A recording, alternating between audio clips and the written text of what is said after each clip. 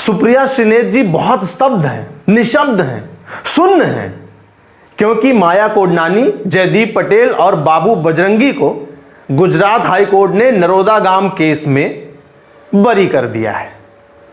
अब क्या है, सुप्रिया जी कांग्रेस से हैं। कांग्रेस में अभी भी सामंतवादी व्यवस्था है, जहां राजा का बेटा ही राजा बनेगा। हां, वजीर कोई भी बन सकता है, लेकिन वही जिसको राजा या राजा का बेटा चाहे। अब सुप्रिया जी राजा तो बन नहीं सकती हैं, वजीर तो बन सकती हैं। और कांग्रेस में वजीर बनने की पहली शर्त है नरेंद्र मोदी, अमित शाह को जी भरकर गाली देना, बीजेपी को कोसना और उनके सर्वनाश के लिए रात दिन माला जपना। सुप्रिया जी ये काम बखूबी कर रही हैं। आज उनको एक और मौका मिला। सुबह सुबह मैडम ने ट्वीट दाग दिया कि मैं स्तब्ध हूं, निशब्द हूं, सुन्न हूं। क्यों भाई? मतलब आप ये चाहती थी कि जिस तरह मालेगांव बम ब्लास्ट केस में प्रज्ञा ठाकुर और स्वामी चिन्मयानंद को जबरदस्ती अपराधी बना के और हद दर्जे तक टॉर्चर किया गया था, उसी तरह माया कोडनानी, बाबू बजरंगी और बाकी सभी 69 लोगों को टॉर्चर किया जाए, तब आपके कलेजे को ठंडक मिलती। लेकिन गुजरात हाई कोर्ट ने ऐसा करने से मना कर दिया। उसने सीबीआई की पूरी कई सौ पन्ने की चार्जशीट का अध्ययन किया और पाया कि इन लोगों की संलिप्तता उस दंगे में नहीं है। बस उसने बरी कर दिया। दरअसल गोधरा कांड जब हुआ था तो नरोदा पाटिया में 97 लोगों की हत्या हुई थी और नरोदा गांव में 11 लोगों को। माया कोडनानी, बाबू बजरंगी, जयदीप पटेल और बाकी बहुत सारे लोगों को उसमें आरोपी बनाया गया था। 13 साल लंबा ट्रायल चला, जेल में रहे, सारी परेशानियां जो भी होती हैं वो उन लोगों ने झेली। नरेंद्र मोदी, अमित शाह, इनको भी आरोपी बनाया गया। सीबीआई की 16-16 घंटे, 18-18 घंटे पूछताछ चली। और आपकी जानकारी के लिए बता दूं, 2002 का ये केस है। 2004 से 2014 तक केंद्र में कांग्रेस की सरकार रही है। ऐसा भी नहीं कि बीजेपी सरकार में सारा कुछ अपने फेवर में किया गया। केंद्र में कांग्रेस की सरकार थी। सीबीआई ने लंबी पूछताछ की और उसी संदर्भ में सुप्रीम कोर्ट ने सीबीआई को पिंजरे का तोता कहा था। यह बात आप लोगों को याद होगी। खैर, नरेंद्र मोदी बाइज्जत बरी हुए, अमित शाह को क्लीन चिट मिल गई। नरोदा पाटिया और नरोदा गांव दोनों केस में माया कोडनानी को 28 साल की सजा मिली थी। बाबू बजरंगी को मृत्यु तक उम्र कैद की सजा मिली थी। नरोदा पाटिया केस में 2018 में ये लोग बरी हुए और नरोदा गांव केस में आज हाई कोर्ट ने इन लोगों को बरी किया। हाई कोर्ट ने बताया कि जितने लोगों को गवाही के लिए प्रस्तुत किया गया था, इनकी गवाही विश्वसनीय नहीं है, मतलब फैब्रिकेटेड है, सिंथेटिक है, बनाई गई है बातें। आप सोच सकते हैं, कई सौ पन्नों की चार्जशीट में यह सारा कुछ भी हुआ था। अब बस मैडम को यह बात अखर गई। मेरे मन का कुछ नहीं हुआ। मन तो यही चाहता था कि इनको भरपूर टॉर्चर किया जाए, फांसी की सजा दे दी जाए, लेकिन ऐसा कुछ हुआ नहीं। तो मैडम ने क्या बोला कि क्या हाई कोर्ट यह मानती है कि नरसंहार हुआ ही नहीं? अरे मैडम, आधी अधूरी बातें मत बताइए। हाई कोर्ट ने यह नहीं कहा कि नरसंहार नहीं हुआ, और यह कोई नहीं कह रहा है कि वहां दंगा नहीं हुआ या वहां नरसंहार नहीं हुआ।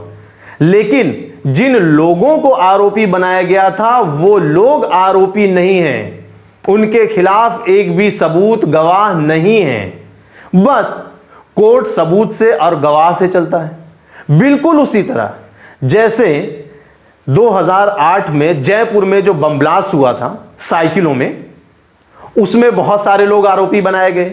4 लोगों को लोअर कोर्ट ने फांसी की सजा सुनाई थी, लेकिन जयपुर हाई कोर्ट ने उन लोगों को दोष मुक्त कर दिया और यह कहा कि इनके खिलाफ पर्याप्त सबूत नहीं है, सबूत ठीक से जुटाए नहीं गए हैं, और सीबीआई की चार्जशीट में बहुत सारी कमियां जयपुर हाई कोर्ट ने दिखाई कि साइकिल जो खरीदी गई उसका समय और ये जो बिल बनाया गया है उसका समय अलग अलग है, और ये लोग जब दिल्ली से आए थे जयपुर, उसकी बस की टिकट नहीं है, वगैरह वगैरह तमाम सारी चीज़ें, मतलब बहुत सारी कमियां उसमें दिखाई गई। पर्याप्त सबूत नहीं मिला, उनको बरी कर दिया गया। अब क्या माना जाए? जयपुर में बम ब्लास्ट नहीं हुआ था, वहां नरसंहार नहीं हुआ था, लेकिन वहां आपकी जबान नहीं खुली, वहां आप स्तब्ध नहीं हुई, वहां आप निशब्द सुन्न नहीं पड़ गई। क्यों? क्योंकि वहां पर जो आरोपी थे वो शायद आपके वोट बैंक का एक हिस्सा थे, इसीलिए आप सुन्न नहीं पड़ गई, आप स्तब्ध नहीं हो गई। यहां गुजरात में गोधरा में जो आरोपी बनाए गए थे ये आपके प्रतिद्वंदी थे, इनसे आपको बेइंतहा नफरत है, बस इसीलिए आप रात दिन ये माला जपती रही कि इनको फांसी हो जाए। वहां भी वही बात थी और यहां भी वही बात है। और मैडम, 84 में जो सिख दंगा हुआ था उसके जो मुख्य आरोपी हैं जगदीश टाइटलर, वो आज भी आपकी पार्टी में आते हैं, बड़े बड़े मंच साझा करते हैं, सिखों का समूह वो प्रदर्शन करता है, लेकिन आपके कान में जूं नहीं रेंगती है। आपको सन 84 का दंगा नहीं याद आता है। आप तब ट्विटर पे मुखर होकर नहीं लिखती हैं कि ये 84 का सिख दंगा जो हुआ था उसका मुख्य आरोपी हमारे साथ मंच साझा कर रहा है, तो क्या माना जाए कि सिख दंगा हुआ ही नहीं। ये जो दो तरफा बातें आप लोगों की चलती हैं ना, इसीलिए कांग्रेस पूरे देश में अपनी विश्वसनीयता खोती हुई जा रही है। आपको एक ढर्रे पे आना पड़ेगा, और वो ढर्रा है न्याय का, सत्य का। जो सच है वो बोलना पड़ेगा। सच वो नहीं है जो आपने अपने मन में बिठा रखा है या आपके मालिक ने जो सोच रखा है उसको ट्विटर पे आके लिख देना, ये सच नहीं है। सच वो है जो देश की जनता जानती है, और देश की जनता, गुजरात की जनता को पता है कि इन लोगों की इन्वॉल्वमेंट उस दंगे में नहीं थी। वो दंगा क्रिया का एक प्रतिक्रिया थी, इससे ज्यादा कुछ नहीं थी। और ये बात कई बार कही गई है। जब 27 फरवरी 2002 को साबरमती ट्रेन में 59 साधुओं को जलाकर मार डाला गया था, तब आप लोगों की जबान नहीं खुली थी। साबरमती ट्रेन कांड के बारे में आप लोग एक शब्द कहीं नहीं लिखते हैं, ना उसकी चर्चा करते हैं, और ना आप ये बताते हैं कि 27 फरवरी 2002 के बाद अगले दिन 28 फरवरी 2002 को गोधरा कांड हुआ था। ये बात आप नहीं बताते हैं, आप पहली वाली बात को छुपा ले जाते हैं। ट्रेन में जब 59 साधुओं को जलाकर मार दिया गया था तब लोगों में बहुत आक्रोश था। गुजरात के लोगों में, गोधरा के लोगों में एक गुस्सा था, और उस गुस्से के फलस्वरूप ये दंगा फैला, क्योंकि आपके लोगों ने ही उस गुस्से की आग में घी डाला था। और जब आग में घी डाला जाएगा तो आग जलेगी। जितने लोग इस दंगे में मारे गए हैं, जो पीड़ित हैं, उनके प्रति बहुत हार्दिक संवेदना है। और कोर्ट ने भी सीधे शब्दों में कहा है। कोर्ट ने क्या कहा? पीड़ित के साथ हमारी पूरी संवेदना है, लेकिन भावना के आधार पर फैसले नहीं दिए जा सकते हैं। अगर सबूत नहीं है तो हमको इन्हें बरी करना पड़ेगा।